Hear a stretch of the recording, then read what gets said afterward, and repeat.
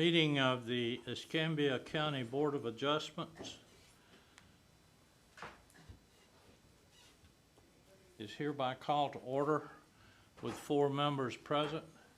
We have a quorum. You gotta, give me one more second. I'm sorry. Oh, okay. Because it starts recording at 29 after, but the meeting's supposed to start at 8:30 and it's only about 28 and a half. Okay. Just give me about 60 seconds. Thank you. Thank you. Sorry. We were just practicing.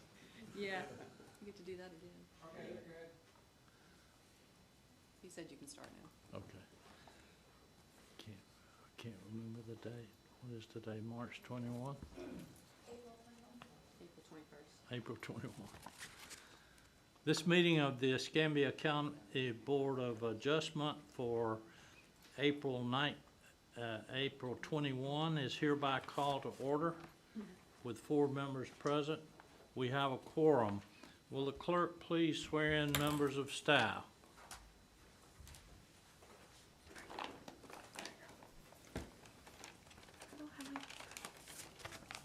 Do you solemnly swear or affirm that the testimony you're about to give will be the truth, the whole truth, and nothing but the truth, so help you God? I do. Thank you. Members of the board, copies of staff's resumes have previously been provided and remain on file for reference. The board has previously recognized staff as expert witnesses. Does anyone have any questions regarding their qualifications and abilities to offer expert testimony? Seeing none. The BOA meeting package for April 21 with the Development Service staff findings of fact has previously been provided to board members. The chair will now entertain a motion to accept the BOA meeting package into evidence. So moved. We have a motion by Judy, Second. second by Michael. Those in favor signify by raising your right hand. Passes unanimously. Do we have proof of publication? Yes, sir. And did they meet all legal requirements for advertisement? Yes, sir. The chair will now entertain a motion to waive the reading of the legal advertisement. Do we have a motion? So moved. Motion by Judy, I'll, second by Marty. Those in favor signify by raising your right hand. Passes unanimously. Members of the board, have you reviewed the resume and transcript of the Board of Adjustment meeting held on March 17, 2021? Upon review of the resume and transcript, are there any additions, deletions, or corrections? Seeing none, the chair will now entertain a motion regarding the hearing resume for the Board of Adjustment meeting held on March 17, 2021. Do we have a motion? So moved. Motion by Judy, Second. second by Marty. Those in favor signify by raising your right hand. Passes unanimously.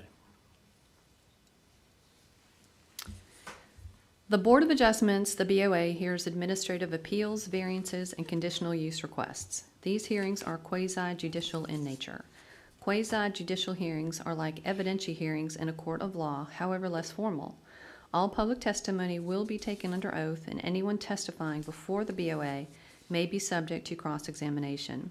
All documents and exhibits that the BOA considers are entered into evidence and made part of the record. The giving of opinion testimony will be limited to experts, and closing arguments will be limited to the evidence in the record. After hearing the testimony and arguments for and against the proposed action, and before making its decision, the BOA will consider the relevant testimony, the exhibits entered into evidence, and the applicable law. Because decisions of the BOA relating to variances, conditional uses, and extensions of development order for site plan approval are final, unless overturned by a court of competent jurisdiction, the county may issue development orders and permits for properties in accordance with the decisions of the BOA. However, if applicant requests the issuance of any such order or permit, and such order or permit is issued, the applicant and not the county shall bear any risk that such decision may be set aside, The development order or permit may be revoked, or the development may be otherwise enjoined by the reviewing court. Any applicant for relief from a decision of the BOA for said actions, or any aggrieved party as defined by state law, may seek review of such decision by filing an appropriate pleading in a court of competent jurisdiction within 30 days of the BOA decision. The date of the BOA decision shall be the date the BOA voted at the conclusion of the hearing. Whenever the BOA denies an application, no new application for an identical action on the same parcel shall be accepted for consideration within a period of 180 days of the BOA decision. Any person aggrieved by a decision of the BOA relating to an appeal of an administrative decision may within 15 days thereafter apply to the Circuit Court for review. Each individual who wishes to address the board regarding a particular issue must complete a blue request to speak form and submit it to the clerk of board. These forms are located on the back, on the table at the back of the commission chambers. You will not be allowed to speak until we receive one of these completed request to speak forms. We must have these completed forms for public record. All written or oral communication outside of this hearing with members of the BOA regarding matters under review today are considered ex parte communications. Ex parte communications are presumed prejudicial under Florida law and must be disclosed as provided in Board of County Commission Resolution 96-13 before a decision by this board on any administrative appeal, variance, or conditional use request. The chair will ask, as each case is heard, that any board member who has been involved in ex parte communication regarding the respective issue to please identify themselves and describe the communication.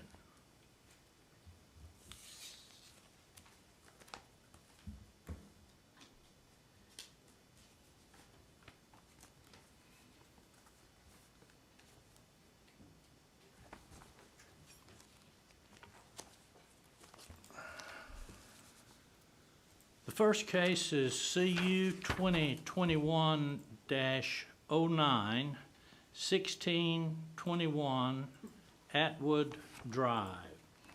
Has there been any ex parte communications regarding this case by any board member? Seeing none, does anyone have knowledge or information obtained from a site visit or other sources?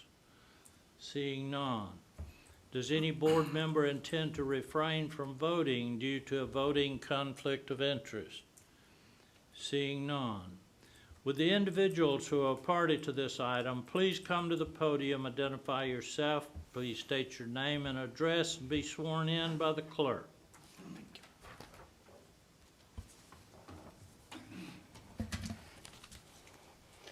Hi, Dina Stallworth, City of Pensacola, 222 West Main Street, Pensacola, Florida. Please raise your right hand. Do you solemnly swear or affirm that the testimony you're about to give will be the truth, the whole truth, and nothing but the truth, so help you God? I do. Thank you. And were you provided with a copy of staff's findings of fact? Yes, sir. And you understand all the criteria must be met in order for the board to grant the variance? Conditional use, I think, is what we're looking for. Yeah. Yes. Thank you. Board members, do you have any questions of the applicant? Mr. Chairman, I just think it'd be helpful if we might hear just a brief explanation of why this is being sought. Sure. And thereafter, perhaps the staff could go through the evidence. Sure. Pensacola Energy, City of Pensacola entity, they are at 1625 Atwood Drive. They have a need to expand, and they're kind of landlocked. Luckily, in November of 2020, 1621 Atwood Drive became available. It was formerly a fraternal lodge, I believe, and great people. They let us know ahead of time that they were looking to sell, so we made arrangements with them, and the sale was finalized. Even though the property appraiser's record still shows it as being their property, it is actually now City of Pensacola's as of April 1st. City of Pensacola, Pensacola Energy, part of their crunch for space is that they with new regulations in place saying that the polyethylene pipe that is used to put in gas mains now requires to not be exposed to the elements for any significant length of time. So they need a warehouse to house some of their pipe to prevent having to dispose of it. Plus there's some parking issues. If you guys have been out there, it's pretty tight. So this property purchase resolves a lot of issues. Based on the LDC, in order to build a warehouse, we need a conditional use permit.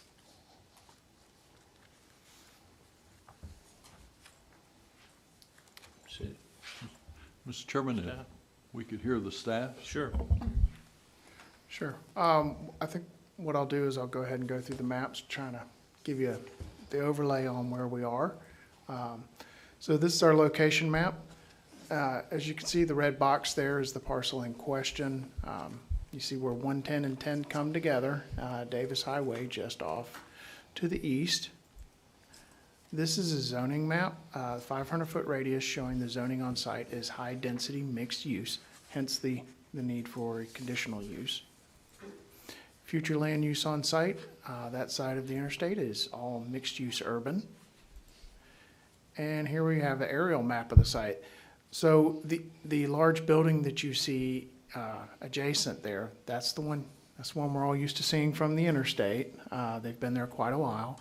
And this parcel right here highlighted in red is the one they are seeking to put the warehouse on. We don't have any other speakers here. I can go through the findings. Staff is in favor, whichever way you want me to handle this. Any questions of staff or applicant?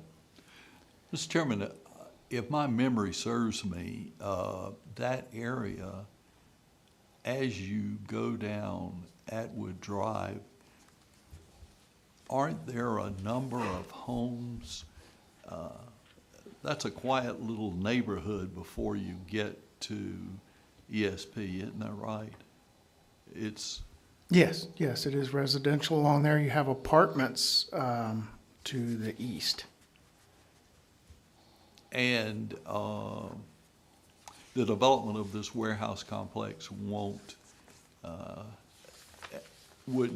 you would think, adversely affect. I'm sure that road is heavily traveled already by ESP equipment. Now, I'm just wondering, would that add, or maybe the city might be able to tell us, is that going to add any more traffic and congestion? That's a small road. We think it'll enhance it, actually. Here's why. If you look on the western side of the parcel in question, that's where we plan to put the warehouse. There's also going to be an internal drive that connects the parcels. So to alleviate some of the traffic, we hope, coming off of the road by allowing us to allow our employees in the big trucks to come in and drive. So there won't be any backing up, and we don't expect a lot of noise once the warehouse is constructed. It's simply for storage. So we're not, making anything when you think of a warehouse where people make things that make noise. So it shouldn't be that type of warehouse. It's just for storage. And this won't significantly increase the burden on the Atwood and that area. As I said, there are quite a few homes in that area, and I'm sure those folks wouldn't be very happy if they knew that they were going to have even more traffic because of this expansion. We don't think so, no. But honestly, we think that it will actually improve traffic. We have a site plan that we submitted. It's pretty generic, but it does lay out where it's going to mostly make, I think, our operations even more internal. So you won't have a bunch of cars coming off of the road as much. They'll come in to do their business as the two parcels are connected. It's going to expand parking as well, where that current lodge building is on that right there. That's where we plan on putting some more parking. And like I said, to the west of the parcel, we're going to have the warehouse. And I think we're going to maintain that tree buffer. We're going to expand the holding pond at the bottom to accommodate any impact due to the increased impervious surface. So we think it'll actually be an improvement. And we will build it as such. Board, this will, of course, need to go through development review. While we do not have traffic concurrency per se, it does get reviewed by our traffic department for access, because they're going to have to look at the internal drives, parking, maneuvering area for the vehicles bringing stuff to and from the warehouse. Board members, any questions of the applicant? Seeing none, any questions of staff? Seeing none. Is there anyone here to speak that hasn't spoken on this? I do not seem to have a blue sheet. So if not, the chair will now entertain a motion on this item. I move that we agree with staff's findings of facts and approve the conditional use. Motion by Judy. Do we have a second? I'll second it, Mr. Second Chairman. by Michael. Any discussion? Seeing none, those in favor signify by raising your right hand. Passes unanimously. Thank you very much. Thank you.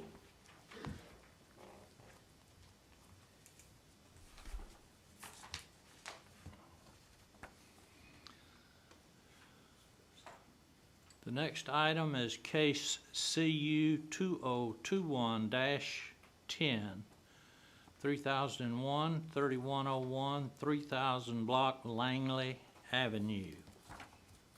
Board members, has there been any ex parte communication regarding this case?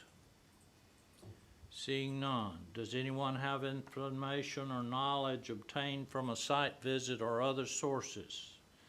Seeing none, does any board member intend to refrain from voting due to a conflict of interest? Seeing none, would the individuals who are party to this item please come to the podium, identify yourself, and be sworn in for the record.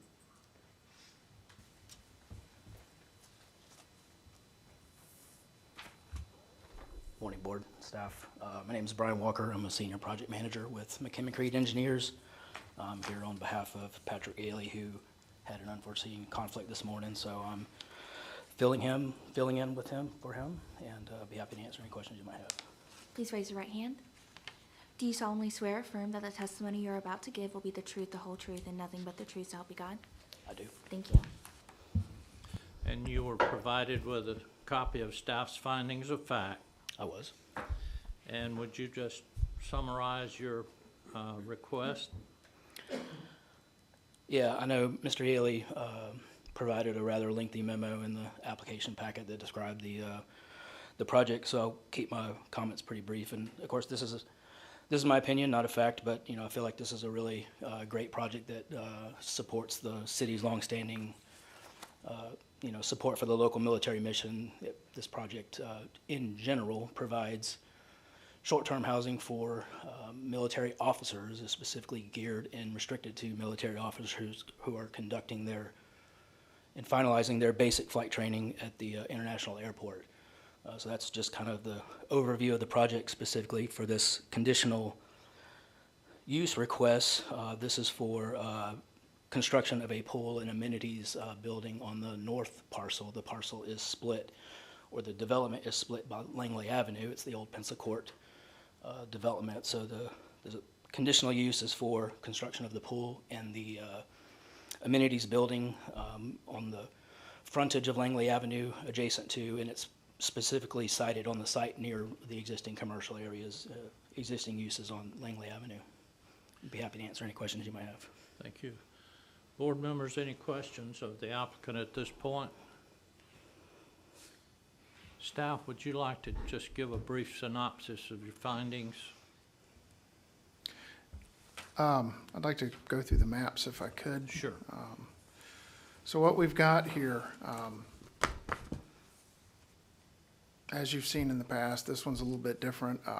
Chicken or the egg sort of thing, where we have a conditional use and a variance both requested. In this case, without the conditional use, the variance would not be needed, so we're handling conditional use first. Here we have a location map, 500-foot radius map showing the zoning on this particular piece of property is medium-density residential. This piece of property has split jurisdiction. If you would go to the future land use map, please. So as you can see with the yellow there, the county future land use in there is mixed use urban. The white part, not showing anything, is city limits. You can see how the parcel is split. If you'll go back to zoning. So the north side of this parcel it's once again, in the city limits. The zoning on that is R1 AAA, which is comparable to the county medium density residential. It's a lower density residential area. They break theirs up the same way we do. On the lower end, you've got very low density, and it goes up to higher density in those residential districts. Okay. So this is also within the height restriction area for Pensacola International. The height restriction here is 270 feet. What is proposed would be well below that. And here we have an aerial map of the site. Yeah, you just leave it there. So overall, the project is proposing to the south of this, on the old Pensacourt site, is apartments. They're going to be putting in some apartments that have pretty high density, given the nature of the use. If you'll recall, we've had some cases out near the university where we had apartments going in that had multiple bedroom subunits within. This is somewhat similar to that. Because they own both properties, and the Pensacourt site is somewhat limited once they get the apartments in there, they would like to put the amenities on this parcel, which is to the north and across the street.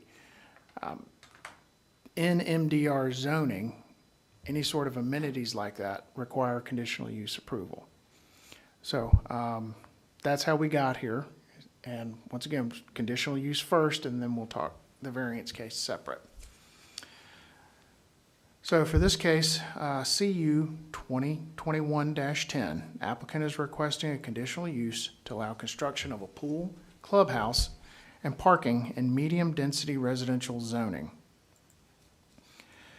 Criterion A, this deals with compatibility. The adjacent property to the west is HDMU and contains an attorney's office. Northwest, north, and east are existing single-family housing, and these properties are within the Pensacola city limits.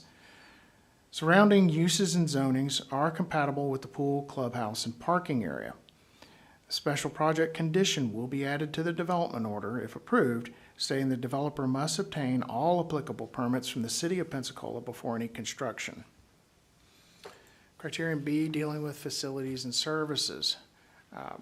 Water, electric, and sewer facilities are presently available to this site.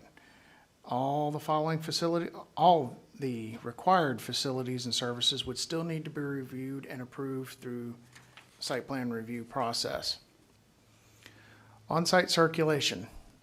So once again, with the main area of this overall site being to the south, across Langley, they're proposing a driveway to Langley Avenue. The site plan submitted to DRC. The measurements on that are currently being reviewed for vehicle and pedestrian safety and convenience, efficient traffic flow and control, and on-site parking with a crossing on Langley Avenue proposed to get folks from one side to the other. Nuisances and hazards. The site is bounded by a commercial business, the office, to the west, right-of-way to the south, with a similar use or intensity to the south and east. No new nuisances or hazards appear to affect the surrounding uses. The avoidance of any nuisances and hazards to the adjacent properties and properties in the immediate area will be evaluated during the site plan review process. E, solid waste. Solid waste service is available to the subject property, and the waste container will need to be screened. This will have to be further evaluated during site plan review. Criterion F, screening and buffering. Did I say number F? Sorry. Sorry, criterion F, screening and buffering. This project will need to be approved through site plan review and meet the design manual criteria regarding landscape areas and quantities. So the parcel total that they're facing on that would, per the design standards manual, says that no parcel shall provide less than 15% landscape area, regardless of the minimum pervious lot coverage required by the zoning district. On-site permeable retention / detention ponds and permeable swales qualify as a landscape area if their maximum depths are no more than 3 feet and their side slopes are no steeper than 2 to 1. If they cannot meet that standard through DRC, then it's going to have to come with additional plantings. Criterion G, signs and lighting.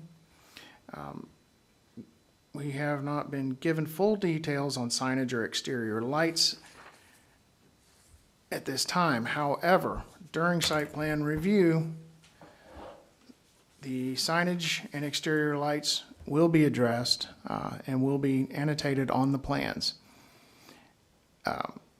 Exterior lighting is permitted, and also for the parking lot, lighting will need to be directed inward and located for safety and visual effect. Sign permits, they're simply going to have to turn in a sign plan for both properties. Once again, it's kind of difficult to separate the two parcels that make up this site since they're split by right-of-way, but that's all going to have to come in and be annotated in the site plan and any necessary sign permits obtained. Site characteristics. Based on the plan they submitted for the development review pre-application, the size, shape, and location of the parcel will accommodate their proposed use. Specific use requirements, criterion I. Based on the submitted application and site requirements, the proposed use could meet the zoning district requirements. The applicant would need to continue through the Development Review Committee and receive a development order for the overall site, including the apartment complex on the south side of Langley. The request also contains a variance for the overall area regarding parking, and we're going to get into that on the next case here. Staff, for the conditional use, staff recommends approval of the conditional use to allow for further review through DRC. And we do have speakers on both of these. We do. I just want to clear How do with you- staff that the speakers will be addressing probably both Yes, the variance and the conditional use, so you have no objection to that, absolutely not. I Okay. just didn't know if you, okay? I mean, we have to treat them as two separate cases, but obviously Okay, we'll We'd get the appreciate it. speakers there, all right? letting everybody get their say on both, please. Okay, Mr. Walker, if you'll have a seat, we'll get some speakers and stand by for further questions. Thank you. Mr. Chairman, I had Yes, sir. a question. Andrew, if I understood what you said in going through the findings, we don't now know about nuisances, lighting, buffering. What, this is one of those cases that I guess we discussed before where the findings are kind of asking us to take it on faith that when it gets to the DRC, everything's going to be okay. I'm a little bit concerned that the findings really or some of the criteria aren't, I mean, like I said, it's a take me on faith kind of thing. And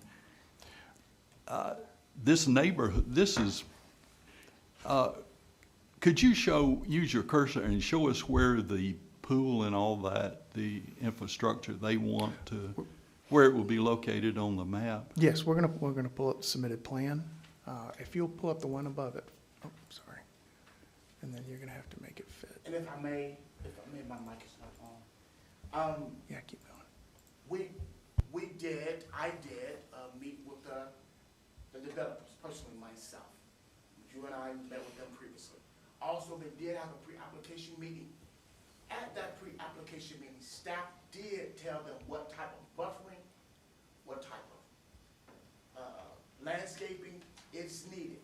I myself brought up the concern about the lighting because we've had problems with lighting before they're going out with it. And we told them and they assured us. And we're gonna make sure those things are addressed so you can't take it on by faith. That staff will make sure that they do meet the land development code requirements. If they don't, they will not get approval.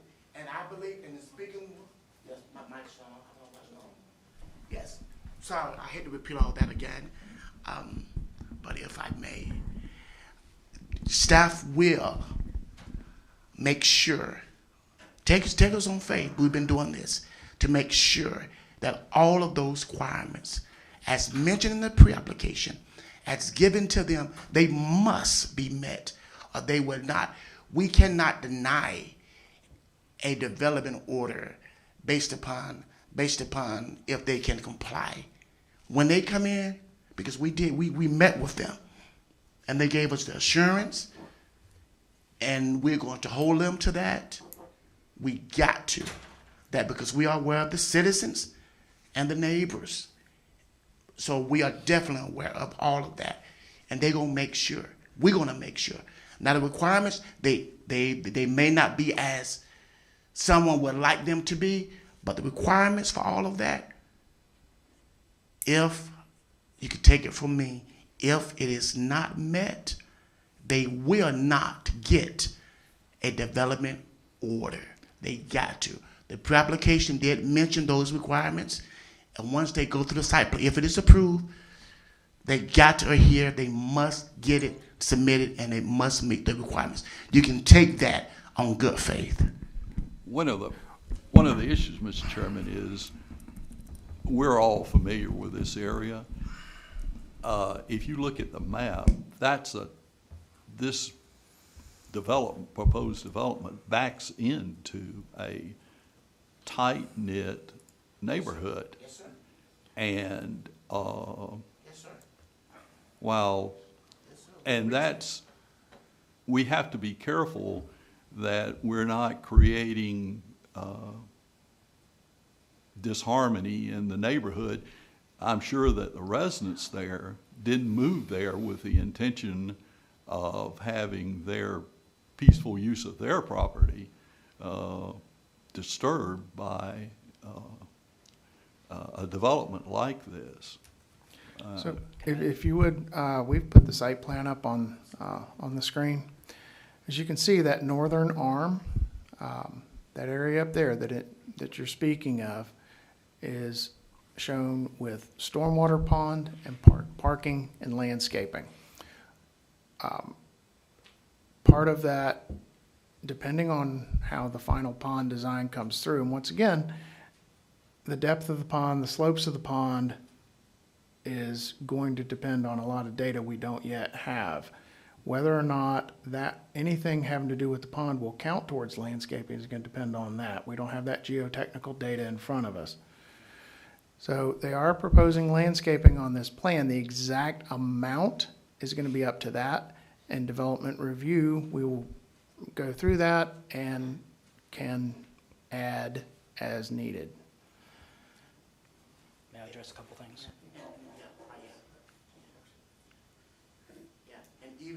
And even during that meeting, I want to say this, and he can add to this. We told them that if there's some enhancements that they need to do for that buffering requirement, we're going to ask them to do it, because we do know that we do not want them to cause disruption on our existing neighborhood. And I do not believe they want to, but we're going to make sure that they don't.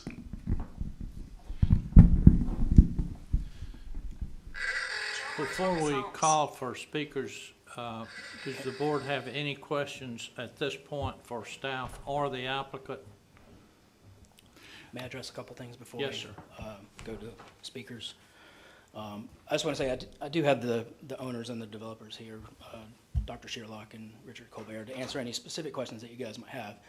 But I do want to point out the fact that this existing site is overflow parking for the old Pencil Court development. So it is, in its essence, in the existing use, a gravel parking lot as it is.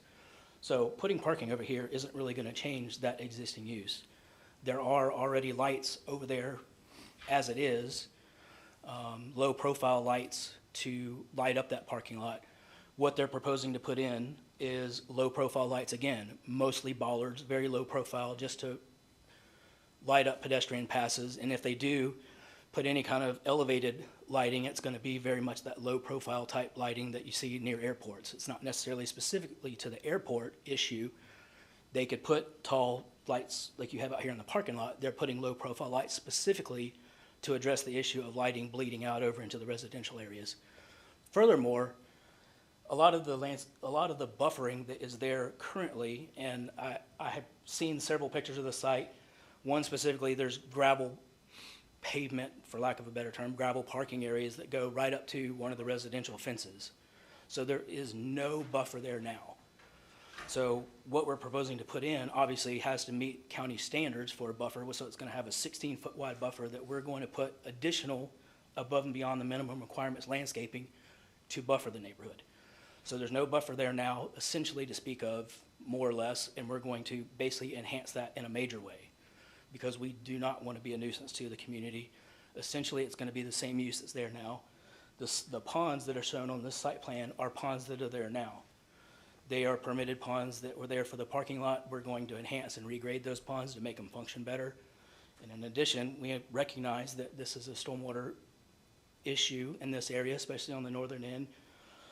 Those ponds were put in before there was the local standards that require attenuation and treatment for the 100-year storm. So addition to the ponds that you see here, there's going to be extensive stormwater vaulting underneath all the parking areas to basically hold all the water that's going to be generated from this site. On this site, obviously by state standards, we can't discharge any more water that's currently going off the site than there is today, but we are going to significantly also enhance, maybe not solve every flooding issue that's out there, but we are going to significantly enhance the drainage issue that's out there on this site.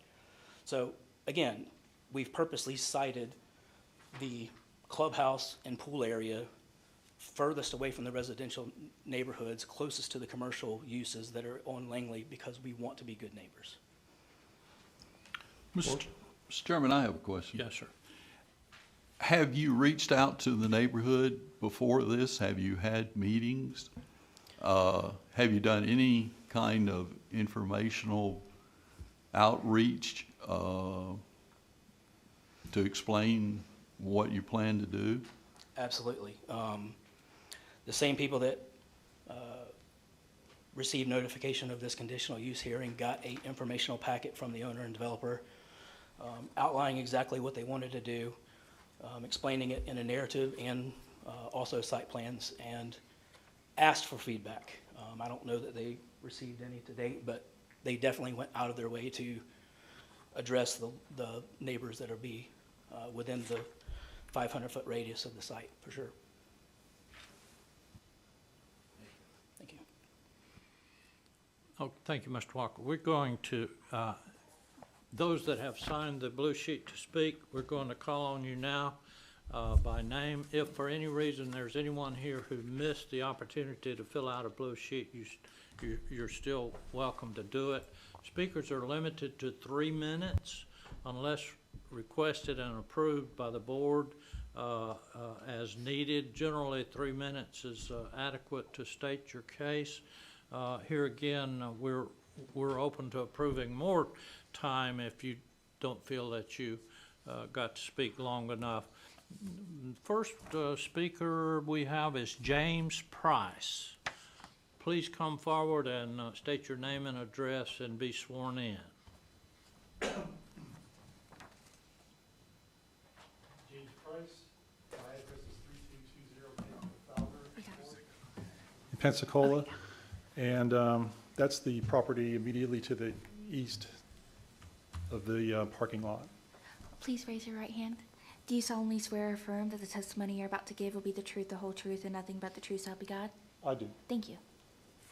All right, I guess the comments I need to make are that, you know, we've lived there for 24 years, and I guess it was inevitable that that property was going to be developed somehow.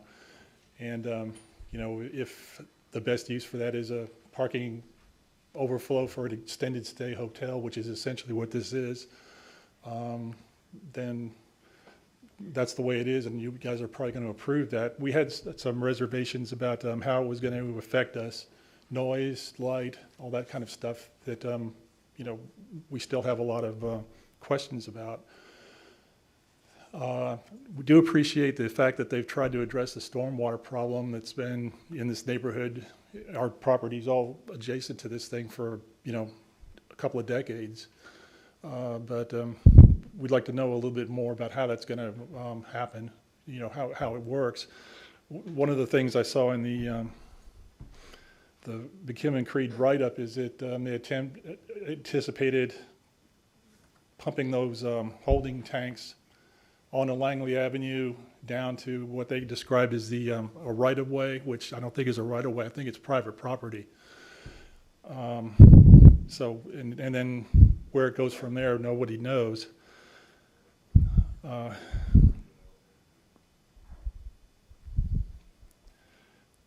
We do have, you know, reservations about, you know, the noise and the lighting.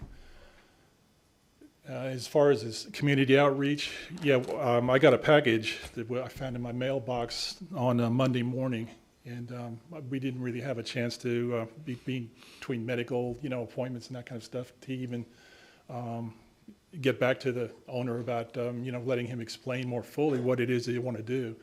So, you know, and I appreciate the fact that he is offering that. My suggestion might be that he does have like a community meeting of all of the affected landowners. That's a good idea. Possibly over in the Pensacola building right now, where it is.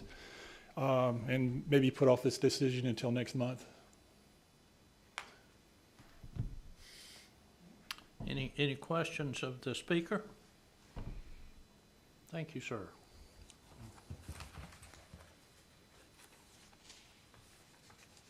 Wendy Shipley. State your name and address and be sworn. Wendy Shipley, 6300 Alvarado Road. Please raise your right hand. Do you solemnly swear or affirm that the testimony you're about to give will be the truth, the whole truth, and nothing but the truth, so help you God? I do. Thank you.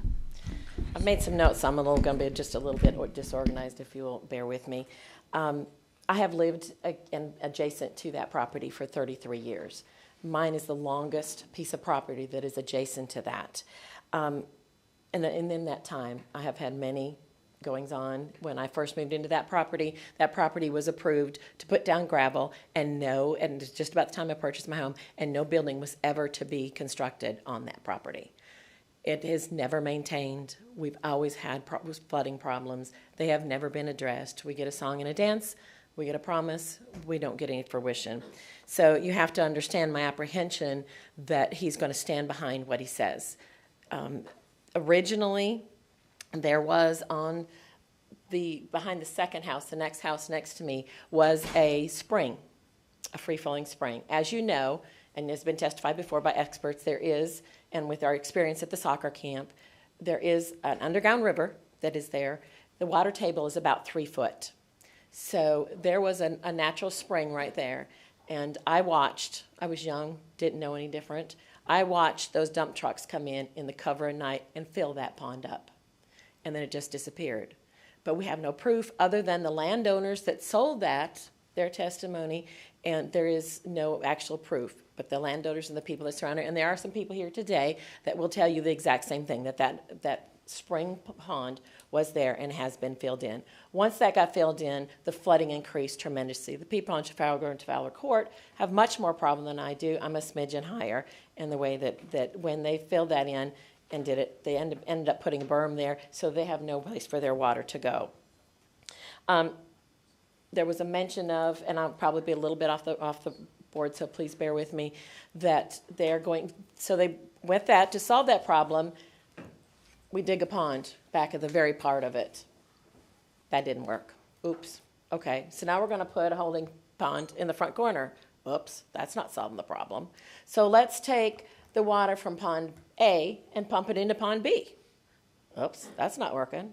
So now we're going to put a pump in pond A, goes down a pipe, and it comes down about 15, 20 feet to where the property ends. Goes onto Langley Avenue. That in turn starts to run down Langley Avenue. What they show in their files is there's a piece of property right by the pool house, and it is 15 feet by 150 feet. I've owned it over 30 years. I maintain it. I put in a sidewalk. This is pre-sidewalks for Langley. I put in a sidewalk for the neighbors. That was a significant cost for me and a liability. We had elderly, we had handicapped, we had children. That was their safe way to get to Pensacola, to get to the store, to get to the bus stops. I did that as a neighbor. It was important to me as a neighbor. I maintain that. I pay taxes on that. So that isn't, they cannot, build as close as they claim they can. Also, if you look at the plots, my property runs from, my home was originally owned by the developer. My property, another piece, runs from right where behind the pool house, runs approximately 200 feet up the street. It actually runs past the next two houses beside me. I maintain it. I pay taxes on it. That is not an easement. In some of the papers it says something about an easement. That is all private property. So those things are kind of null and void. But when he pumps that water out of those holding tanks and in onto Langley, Langley is 7 inches taller or higher than what our subdivision is. It runs down that sidewalk and floods the neighborhood. Now the neighborhood is also tilted into my yard. So I got water coming this way and I got coming running this way, and there's nothing I can do about it. But I certainly don't need additional, and I've put extended money into fixing some of that problem, and we have resolved some of it. But I can't fight that. And it sometimes will go, it's been as much as a foot deep. It averages about ankle deep, 6-8 inches. It will go up into the next, past the two houses that I am. So we all have water issues. They talked about taking that new water system. They haven't given us. We just got notification less than 15 days. These people have had 9, 10 months to put this act together. We get less than 15 days to get it together. We did not get that envelope on I got it Sunday afternoon. I happened to run into Keith Sherlock while I was walking the neighborhood and talking to the neighbors to see how the neighbors felt. And let me tell you, it's not, they are not in favor of it. So we didn't have time to get our neighbors together, to get our experts together, to get some plans together. When that water table is only 3 feet. That's it. There's an underground river running through there. My pool popped out. There was guidelines in the Y that the pool could not ever be emptied because it was going to pop out. There are several neighbors that will tell you their pools popped out of the ground because that water table is so high it pushes it right out of the ground. That underground drainage or holding pipes or whatever they want to call them, if that water table is only 3 feet, where's that water going to go? It has no place to go. There's an underground river underneath there. Where's it going to go? So, we ask that you put that into consideration. We talk about landscaping, lights, buffering. Pensacola closed in 2008. They had somebody in there briefly. They have some little offices in there. Nobody's been really using that parking lot. As they say, it's been a viable parking lot. They haven't been using that parking lot. If you drive by there, it's nothing but a weedy mess. There's garbage that's been there since the hurricane. It's not been maintained, landscaped, any of that. So it's not a true viable parking lot. It's not been used as such. When it was, 2-3 times a week minimum, I'm climbing over my fence with a flashlight, chasing all sorts of people out of that parking lot. The loud music. It was awful. It was awful. My children couldn't sleep. I couldn't sleep. I'm a single mom, 3 jobs. I'm trying to make a living, and I got to battle this one too. So that our household suffered greatly from that parking lot being in there on a family level. He put lighting up, put it on my fence, never asked. It's not very respectful. He makes promises. He never comes through. He put in some lighting, and you'll see the light post. It's PVC pipe, stuffed down in the ground, no concrete, bare wires sticking out, running across the ground. Now, over time, some of it's buried, but it's bare wires. At the bottom of these poles are their junction boxes with the lock nuts on it. There are many times that those are underwater. How safe is that? That's not up to code. And, we hear, I assure you this is going to get taken care of. It's not. We just finally just gave up. We gave up asking for help. Didn't happen. So, I mean, you have to understand our apprehension. I had a conversation with Mayor Robinson yesterday. He was with us when we went through this and he wanted it paved the first time. And he said, "What are you talking about?" And I repeated myself, and he said, "Well, the Sky Warriors came and spoke to me initially, through their plan out there." He said, "I told them that the city, would not approve any of this until they could prove to us that their plan was going to be viable, functional, and make sure that it protected the citizens around there." He said, so he hung up, he called me back, he said, "I got nothing. Our engineers have nothing, my staff know nothing about it." So if so much of this property is in the city, why is the city not involved? Why is the city not notified, and why does the city not know anything about it? Typical. So, promise of landscaping, those lights on those cars are all shooting into our backyards. The street lights, okay, maybe there's light, but it's still shining, and my yard glowed in the dark when it was there. So the quality that, a lot of our concerns is the quality of our life is going to decrease considerably. Our property values are going to decrease considerably. That is my retirement. I'm in an industry that has no retirement. My home is paid off, and that is my retirement. I consciously, and many of us in the neighborhood consciously knew that we were under the landing strip for the airport, and we knew that. We didn't consciously purchase property next to commercial that will deteriorate our property values, our safety of our homes, our privacy, the safety of our children, total strangers coming and going out of our backyards at all times, and they will. And, I understand that he wants to expand. We don't have a problem with the apartments going across the street. We truly don't. We understand that we have to, that progress and growth has to be made. However, personally, I believe that purchasing this land, knowing that it was residential, knowing that he had a plan that didn't come to fruition, was a bad business investment. The only way that he can recoup that business, because nobody's going to buy that piece of property to build a house on, the only way he can recoup that is to tie into the apartment buildings.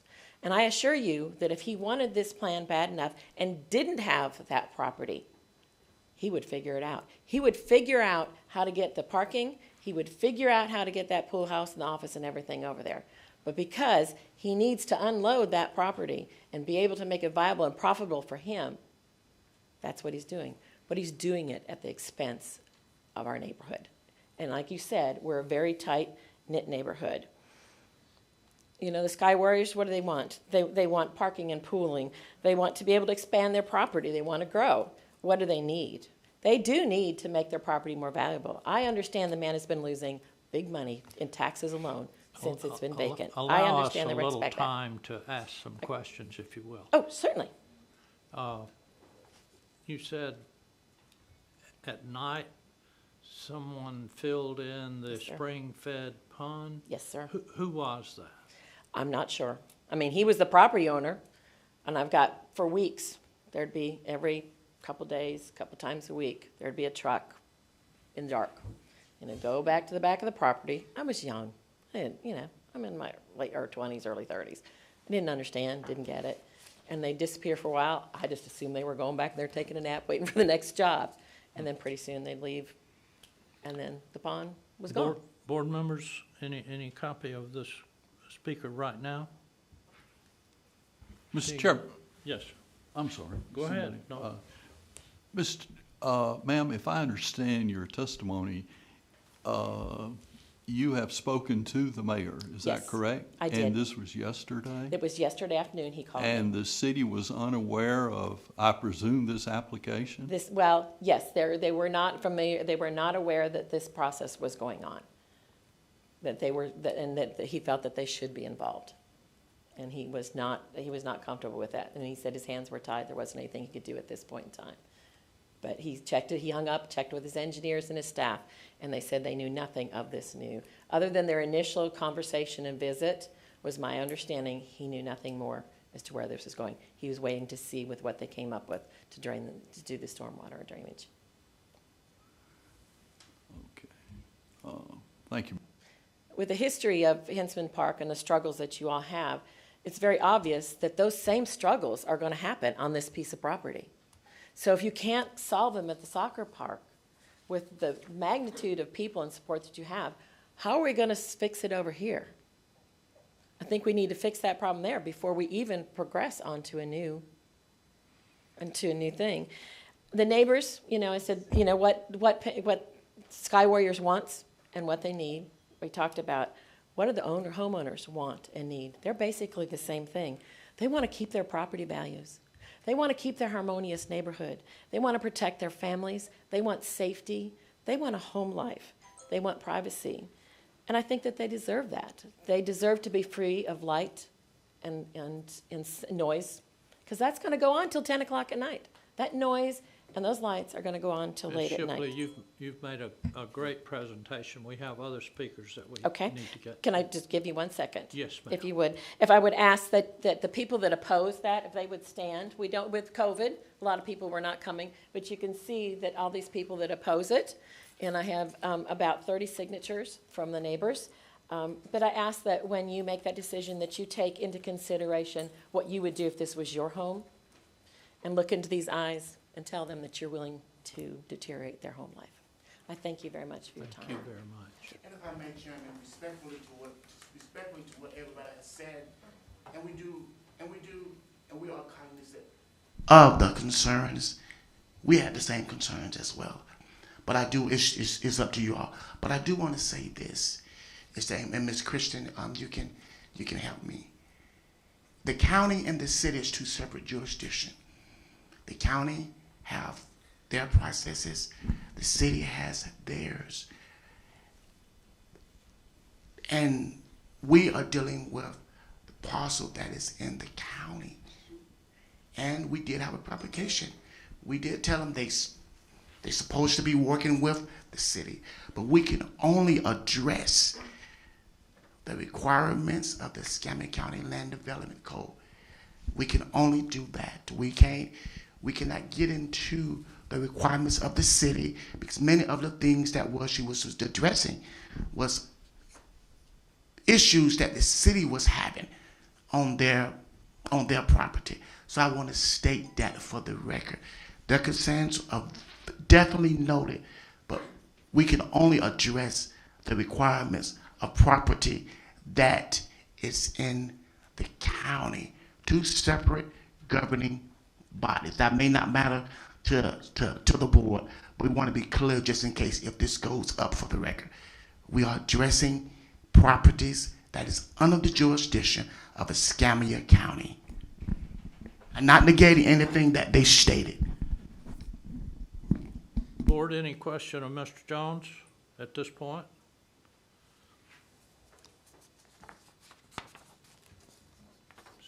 Seeing none, next speaker, Debbie Henners? Sorry if I butchered that.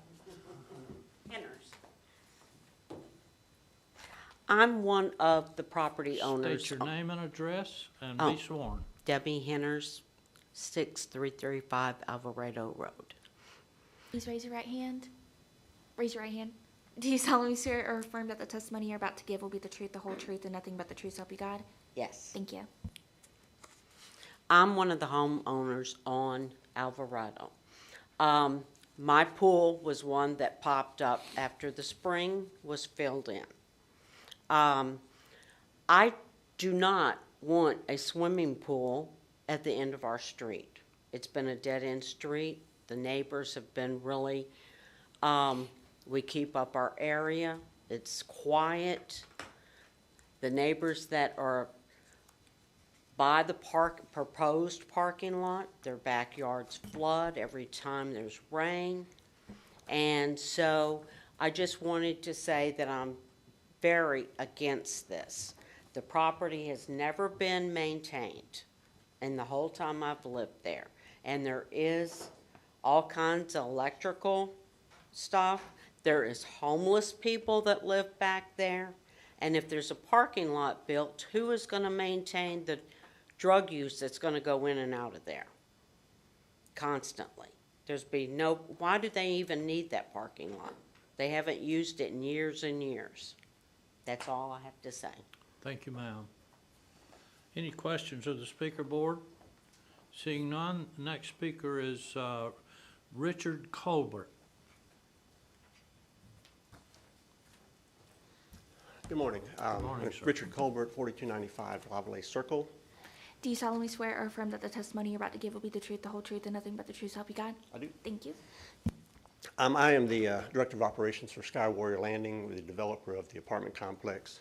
I'll clarify a few things first before we get into answering any questions. We have met with the city. We had a pre-application meeting with the city. We met with the mayor first, then we met with staff, had a pre-application meeting. Our application was, as far as proceeding on with it with the city, was really waiting on this meeting here today, or action for the, without the conditional use and the variance, there really was no reason to proceed with the city because we didn't know what to present to them until we finalized all of this. So we have met with them, we met with staff and had a pre-application meeting, and they're aware of it, but it hasn't proceeded on that. We have not submitted a formal application simply because we were waiting on finalizing our site plan here before we did that, since primarily it's dependent on what the county does as far as what the city does. Our discussions with the mayor were basically, and he is correct, he did say he said my approval or my thoughts on the project would be conditioned 100% on resolving or improving as much as possible the drainage issues that we've had there. That's been a chronic drainage problem there for 20, 30 years. We're aware of that.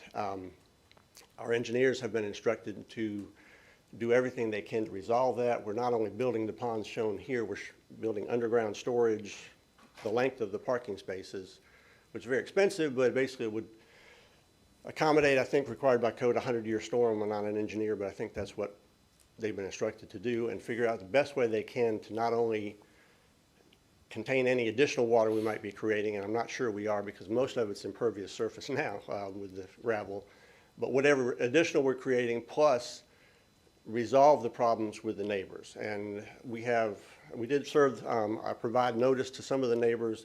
Basically, we just did the neighbors that were abutting the property. We didn't have a list of who all otherwise would be getting the notice.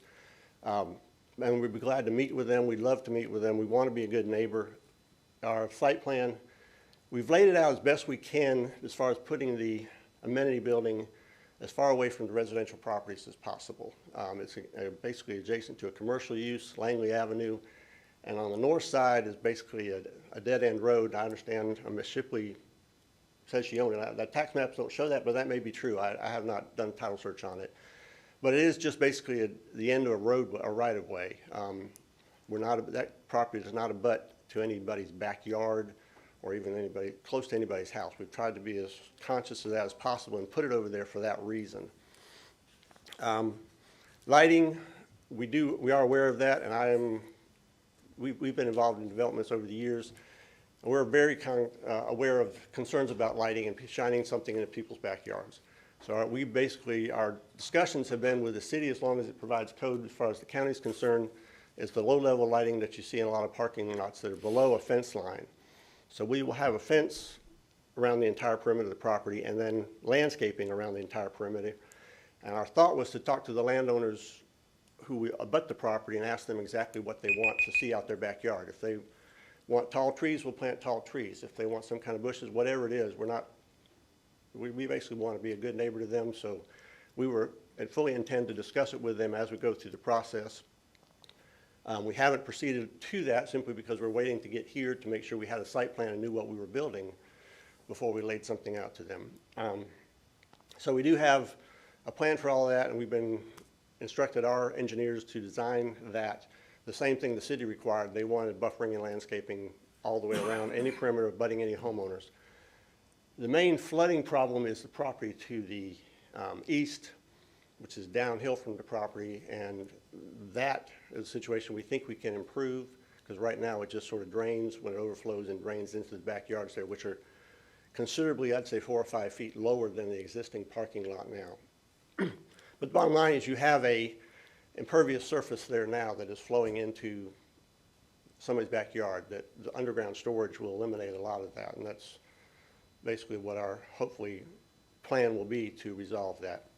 And we will submit all those plans to the county staff for review and approval And that's been our discussions with them from day one, is we know we have to do that, and that's the biggest issue we have to address.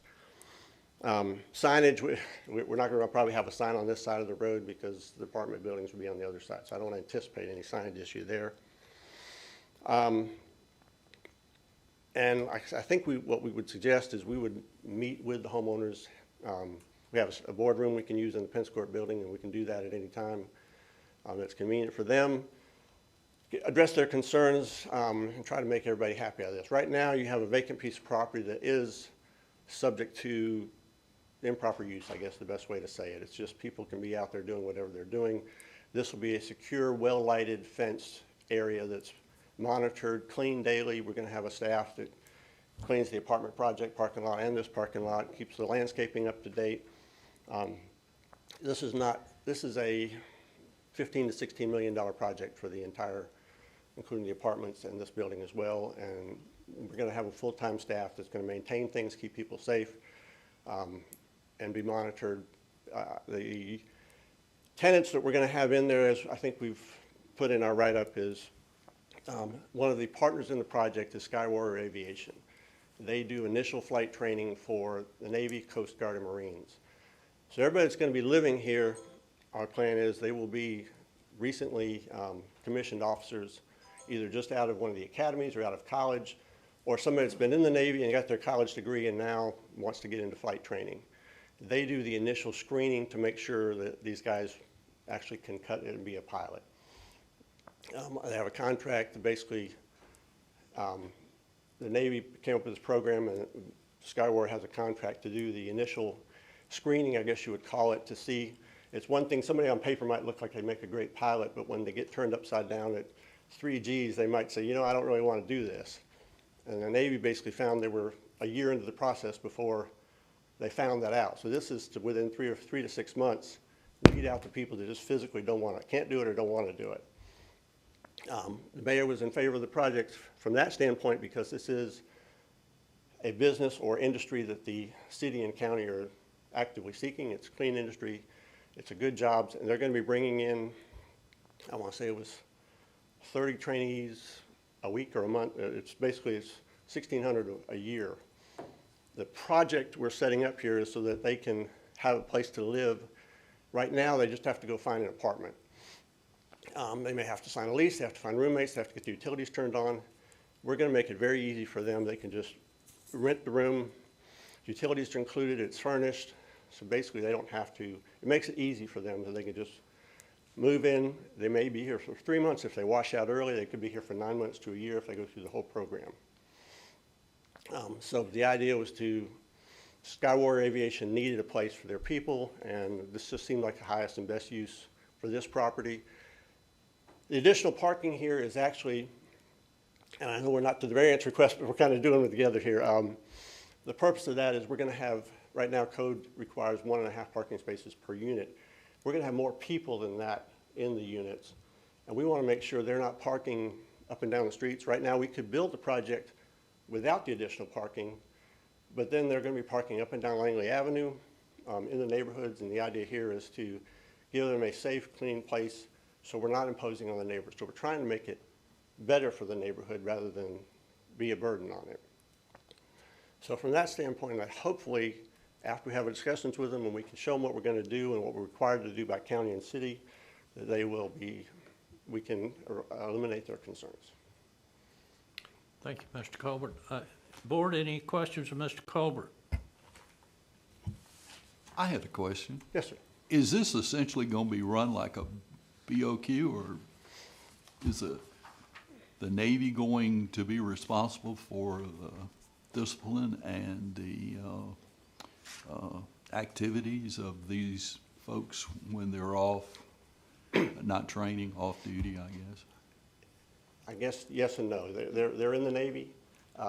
That's one issue we can, I think, be comfortable with is as far as behavioral issues and everything. These guys are young. They're very eager and serious about getting in the Navy and becoming a pilot. Basically what the Sky Warrior people says, they're going to be on their best behavior because they don't, if they have any issue, whether it's on the property, whether it's downtown in a club or whatever, they get kicked out of the program real fast. So from that standpoint, yes, they will. The Navy's not going to be running the place. They're not going to be involved in it. They would just have a contract with Skyward to do the initial training. But I think if you'd rather have these kind of neighbors you'd want to have, I think they're going to be respectful and very serious. Part of what we're going to have in the amenity building actually is a study room. So we'll have tutors coming over from Skyward at night doing any, I guess you'd call it tutoring sessions for these guys. And I've met a lot of them. They're young, but they're very serious, focused. They want to get successfully through the program. They're not here to play and have a good time, I guess. Did that answer your question?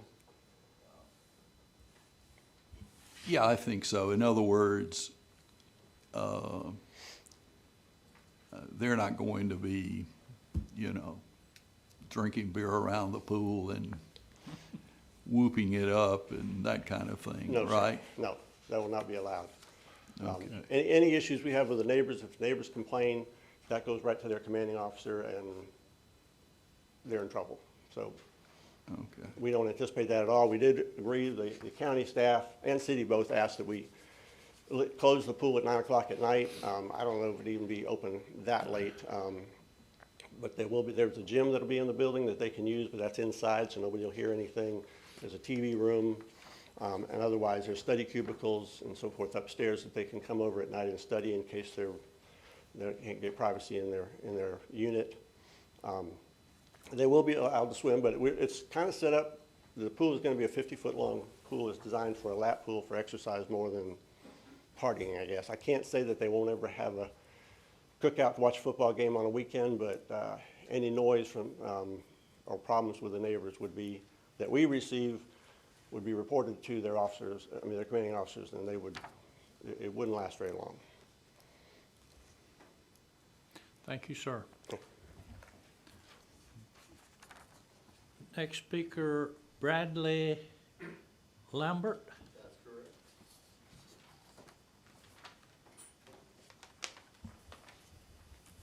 Bradley Lambert, 6324 Alvarado Road. Please raise your right hand. Do you solemnly swear or affirm that the testimony you're about to give will be the truth, the whole truth, and nothing but the truth, so help you God? I do. Thank you. All right, well, my property, if you look at that map, where that retention pond is on the north side, I am abutted directly to it. There's a neighbor to the north of it and a neighbor to the west, or to the east, sorry, because I'm on the west.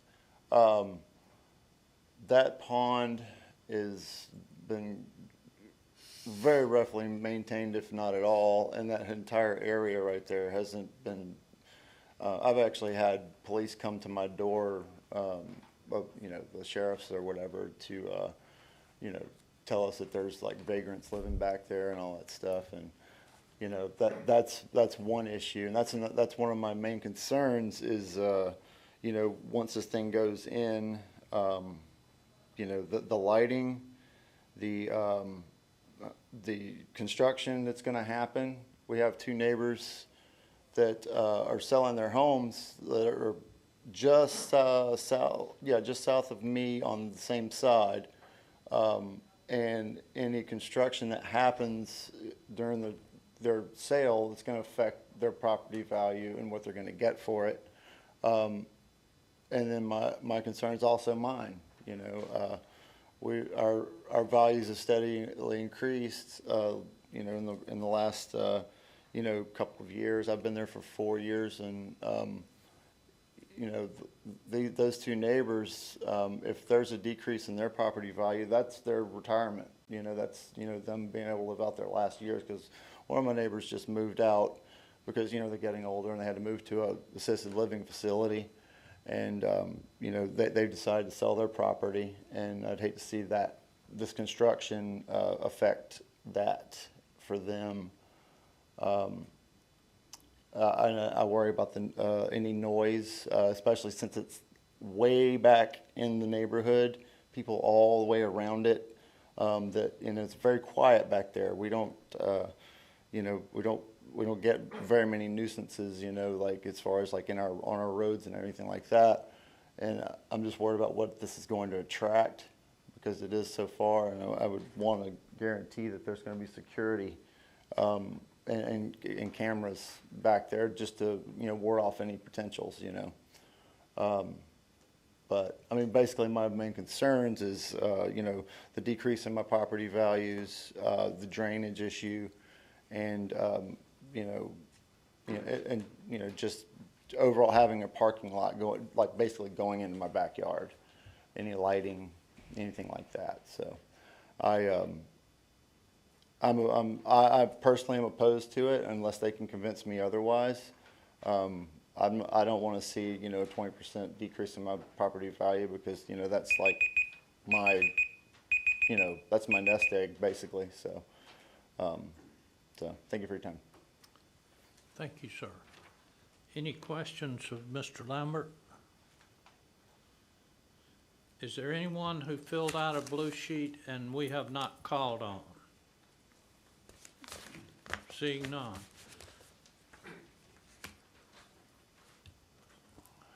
Board members, any questions of staff? Yeah, pardon me. I have a question for staff. Pardon me. I'm sure this has happened before, but not since I've come on board. Because the property is split between county and city of Pensacola, each entity has the responsibility for that piece of that area that is under their jurisdiction. Is there any partnering or coordination between county? Mr. Marty, I think he wants to say something that may put some things in better perspective, because I think they can see what's probably going to happen. I don't think they want that to happen. So he can request something. Yes. What I was just going to propose, since we have homeowners here that we can contact and meet with, if maybe we could table this for a month and give us a chance to have a meeting with them.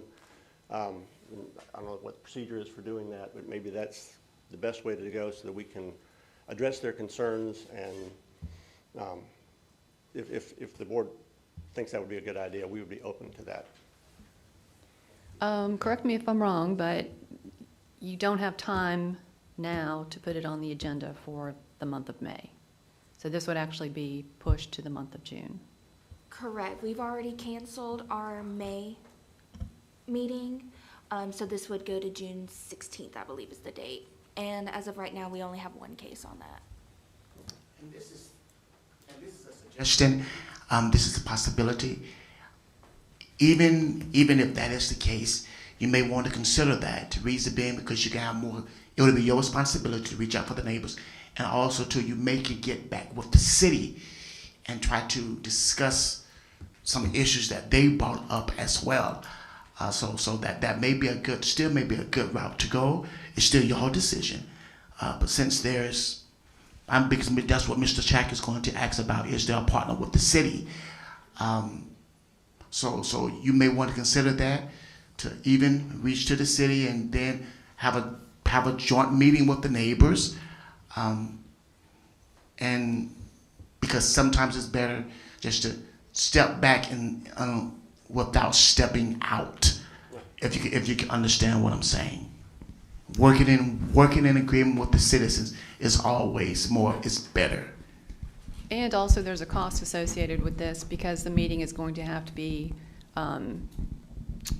re-advertised. Re-advertised. I understand. So there's a cost associated with pushing the meeting. I understand. This is just us. We'd be agreeable to that if the board would think that would be helpful, I guess. Well, let me ask you this. Are you the original owners? It appears that the residents, the neighbors, have a lot of beefs with the property as it is Right. now. Are you the original owner? No, I am not. The developer is Skywater Landing LLC. It's a new company. The original owner, the existing owner, Pensacola Inc., is a partner in that. It's a 40% partner in that. Skywater Aviation is a 40% partner in it, and I'm a 20% partner. Okay. So they are involved, but they're not the driving force behind it. It's really a new group that's put this together totally unrelated to Pence Court, other than the property owner is joining in with us to do this. But as far as the development and all, we're doing it as a new entity and a new group. So I know what the history is what it is, and I can't change whatever happened, but that's not what it's going to be going forward.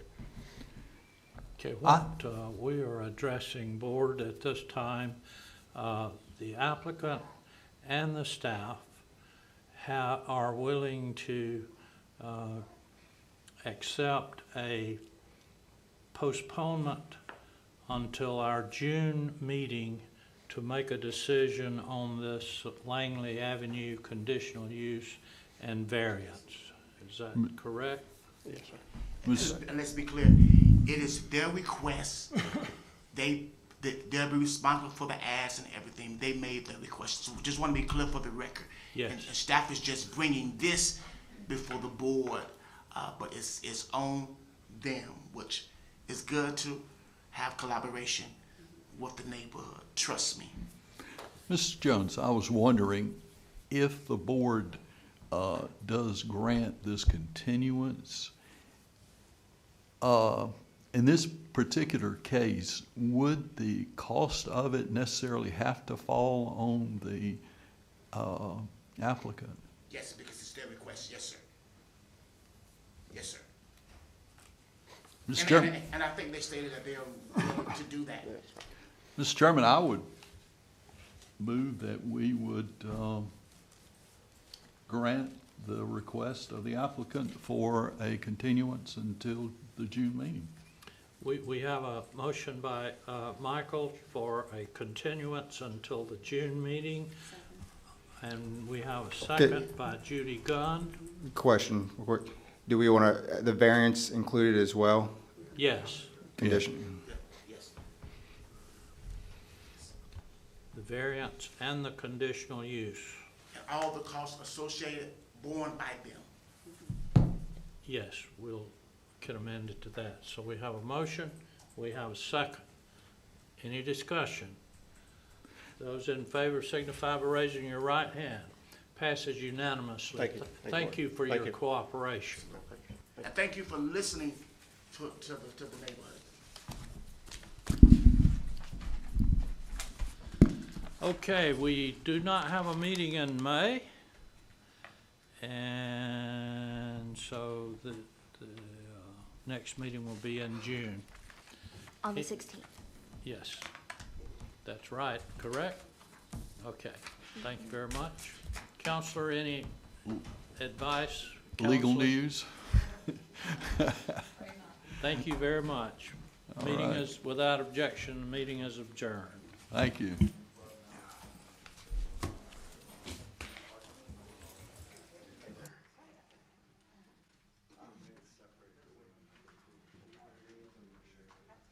Absolutely, we would love someone to actually tell us